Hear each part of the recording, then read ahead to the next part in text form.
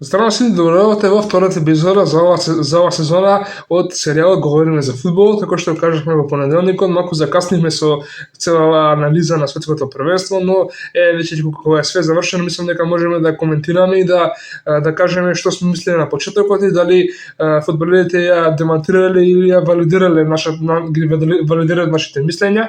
Стигнавме до група Д во понеделникот, рековме дека во епизода ќе ги анализираме следните 4 групи, па мислам дека можеме да започнеме. Во група Е мислам дека повеќе фудбалски фанови и стручњаци однапред видео што ќе се случи. Германија во група со брегот на Слоната коска, Еквадор и Курасао не смееше да не го освои првото место со на почет кон овие организации, но германците се квалитети, тоа го покажа со 6 поени го зема првото место. Да, во последното коло изгуби од Еквадор, но Еквадор во таа утакмица играше на сери ништо, мораше наставно да ги собере тие 3 поени. Значи Германија има со 6 поени, брегот на Слоната коска го зема второто место со 6 поени, Еквадор имаше 4 и продолжија во 16 на финалето, но морам да кажам дека резултатите на Куракао, кој што доаѓа од остров со многу малку жители, ги освои срцата на многу фудбалски фанови, затоа што во првиот меч им даде гол на германците. Да, доживеа голем пораз, но такви моменти останува во сеќавањето на многу фудбалски фанови, затоа што таква мала островска држава успеа да им даде гол на големите германци. Како што кажавме, Еквадор и брегот отидоа понатаму, Германија беше прва и сега можеме да идеме во група Ф. Во групата Ф Холандија, Јапонија, Шведска и Тунис. Мислам дека многу фудбалски аналитичари има проблем да погодат дали Јапонија или Шведска ќе биде на второто место, но како што јас лично мислев, тоа беше Јапонија. Јапонија го освои второто место, Холандија очекувано издоминира, нема некој кикса и оваа група, само првата утакмица изигра нерешено со Јапонија и потоа ги победија следните две прилично убедливо.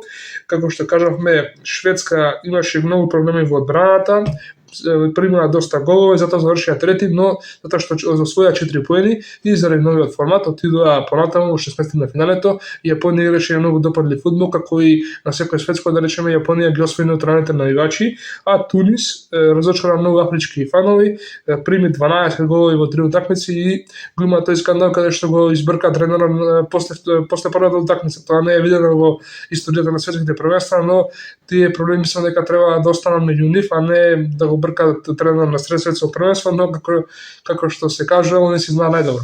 Групата Г. Во групата Г игра Белгија, Египет, Иран и Нов Зеланд.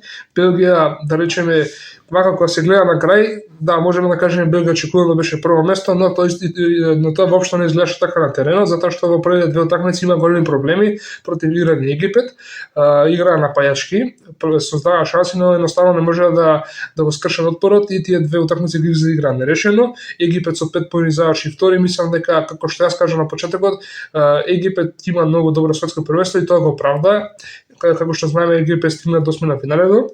Иран беше трет со 3 поени и несреќно не се пласираше понатаму заради гол разликата која што на таа табела за трето пласирани селекции не беше тие бодови не беа доволни за да ги унесат понатаму, но Зеланд со 1 поен мислам дека не може да биде задоволен, но со оглед на нивните способности мислам дека може како да соберат лекција од ова првенство и да учат што понатаму.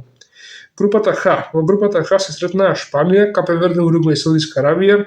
Шпанија, да речеме, очекувано доминираше, заврши прва, но во првото коло, да речеме, се случи тој шокантен резултат кој што цел свет да разбра, да речеме, затоа што во првото коло Шпанија изигра 0-0 со Капе Верде, односно Зеленорските острови. Баш се расчуна сегна за тој резултат и сите се прашуваа како е можно Шпанија да не даде гол на Капе Верде. Капе Верде, кога збориме за нив, завршија втори со 3 нерешени. Капе Верде имаше 3 поени со 3 нерешени на превар и завршија втори и отида директно во 16 на финалето, а Уругвај со 2 поени и на третото место не успеа да отиде понатаму, затоа што, како што знаеме, на таа табела за трето пласирани селекции отидоа понатаму само репрезентации со 3 или повеќе поени. Саудитска Арабија испадна, не успеа да направи шок како во претходното светско првенство кога победи Аргентина, со 2 поени си отидоа дома. Толку од денешно видео, како што кажавме, ќе бидат кратки овие видеа. Дадов се од себе да дадам своје мислење за анализата на овие групи и мислам дека последните печатоци ќе ги заклучиме во видеото што излезе во петок. До тогаш пријатно.